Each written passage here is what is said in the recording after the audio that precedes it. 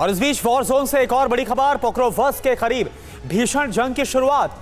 यूक्रेनी सेना की रूसी फौज पर गोलीबारी, 30 mm गन से मुकाबला कर रही है यूक्रेनी सेना।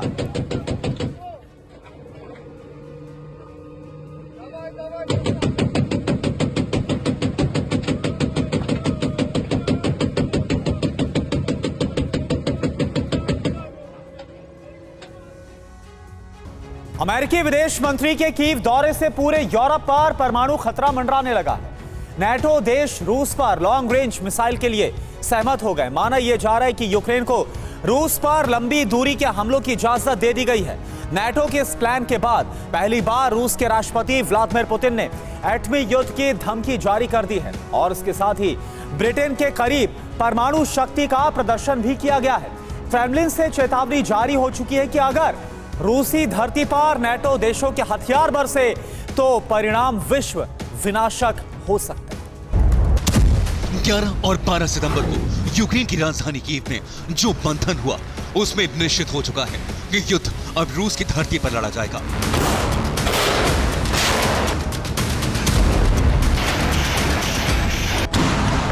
अमेरिका के विदेश मंत्री एंटनी ब्लिंकन, ब्रिटेन के विदेश मंत्री डेविड लैमी ने कीव में ज़ेलेंस्की से हाथ मिलाया।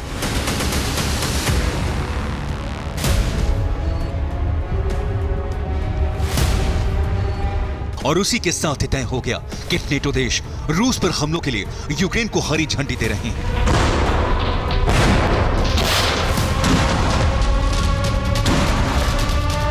करीब 2 साल से जिन हमलों के लिए नेटो की इजाजत चाहता था वो मिलने ही वाली है।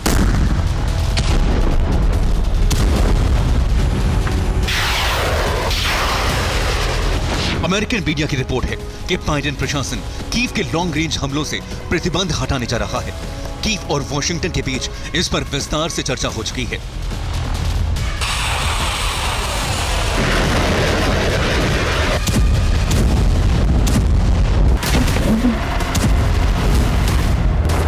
कीव में ब्लिंकन, लैमी और ज़ेलेंस्की के बीच चर्चा के बाद अमेरिकी विदेश मंत्री ने इसके संकेत भी दिए हैं।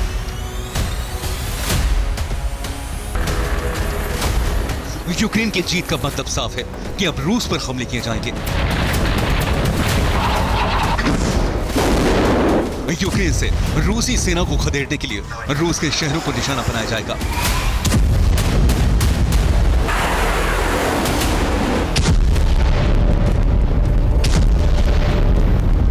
यूक्रेनी मीडिया का दावा है कि अगले 2 दिनों के अंदर बड़ा फैसला होने वाला है।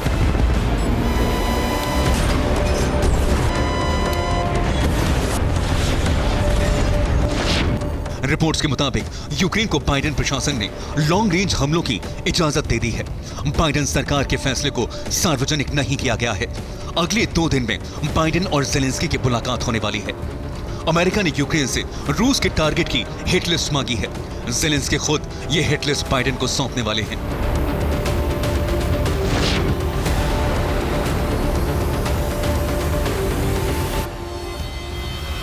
अमेरिका से मिली अटैक एमएस मिसाइल के रेंज में रूस के 250 से ज्यादा सैन्य बेस और कैंप आ रहे हैं। बहुत जल्द इन पर हमले शुरू हो सकते हैं।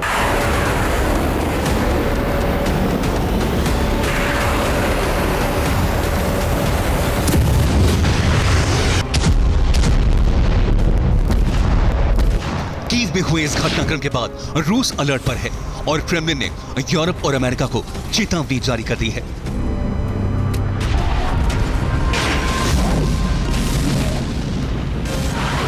क्रेमलिन प्रवक्ता दिमित्री पेस्कोव ने कहा है, अगर रूसी धरती पर नेटो मिसाइलों से हमले हुए तो इसका कड़ा जवाब दिया जाएगा।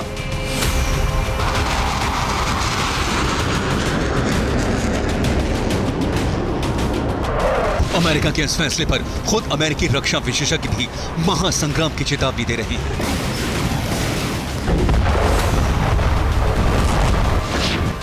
पूर्व CIA अधिकारी लैरी जॉनसन ने कहा कि यूक्रेन को लॉन्ग रेंज हमलों की इजाजत देना बारूदी सुरंग की ट्रिप वायर छेड़ने जैसा है। इस फैसले से अमेरिका रूस की जंग शुरू हो सकती है।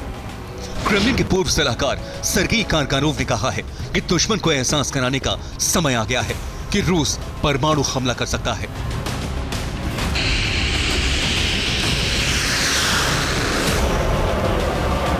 ब्लिंकन और लैमी के कीव पहुंचते ही रूस ने परमाणु शक्ति प्रदर्शन शुरू भी कर दिया है। रूस के 2 बॉम्बर्स ने यूरोप के कई देशों के आसपास मिसाइलें फायर की हैं।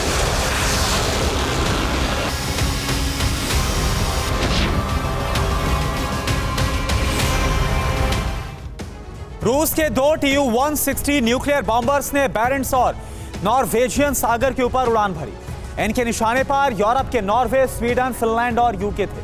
दोनों बॉम्बर्स की उड़ान 4 घंटे 22 मिनट तक जारी रही। दोनों बॉम्बर्स ने अपनी अधिकतम 2220 किलोमीटर प्रति घंटा की रफ्तार से उड़ान भरी। रूस के दोनों विनाशक 14 किलोमीटर की ऊंचाई पर उड़ान भर रहे थे। इसके साथ ही दोनों बॉम्बर से 2 न्यूक्लियर कैपेबल मिसाइल भी फायर की गई। हालांकि इसमें न्यूक्लियर वॉरहेड नहीं थे।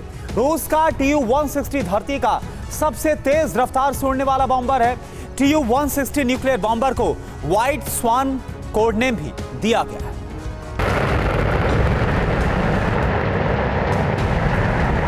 रूस के ये बॉम्बर लंबी दूरी तक मिसाइल हमले करने में सक्षम हैं।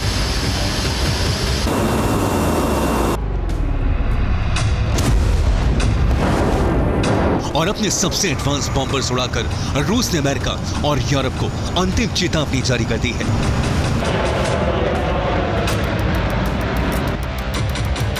इसके साथ ही धरती के 12 समुद्री क्षेत्रों में रूस की ओशंस 2024 नेवी ड्रिल भी जारी है।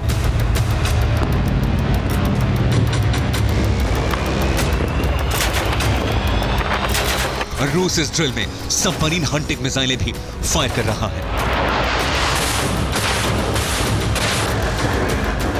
रूस ने संकेत दे दिए हैं अगर उसकी धरती पर हमले हुए तो अमेरिका के हर सहयोगी देश पर उसके युद्धपोत मिसाइलें बरसाने के लिए तैयार हैं।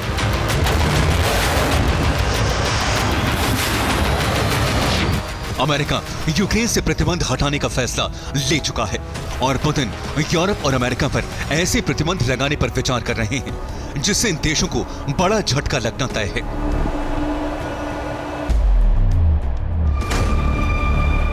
पुतिन ने ऐलान कर दिया है कि अमेरिका और उसके सहयोगी देशों को रूस का यूरेनियम, टाइटेनियम और निकेल नहीं दिए जाने पर विचार हो रहा है। पुतिन ने जिन खनिजों के निर्यात पर प्रतिबंध लगाने का विचार किया है उससे अमेरिका और यूरोप की बड़ी इंडस्ट्रीज प्रभावित हो सकती हैं। इस फैसले का असर अमेरिका और यूरोप की एयरक्राफ्ट और न्यूक्लियर इंडस्ट्री पर पड़ेगा। ये दोनों उद्योग रूस के यूरेनियम और टाइटेनियम पर निर्भर हैं। विमान बनाने वाली यूरोप की एयरबस कंपनी तबाह हो सकती है। एयरबस 60% टाइटेनियम रूस से आयात करती है। रूस पर हमलों की हरी झंडी मिलने के बाद पुतिन बेहिचक कड़े और बड़े फैसले ले रहे हैं। अमेरिका के रक्षा विशेषज्ञ भी ये मान रहे हैं अगर रूस पर लॉन्ग रेंज हमले हुए तो अमेरिका रूस का युद्ध निश्चित है और देखते ही देखते पूरी धरती के लिए खतरा बन सकता है। Bureau report, TV9 Bharatvarsh.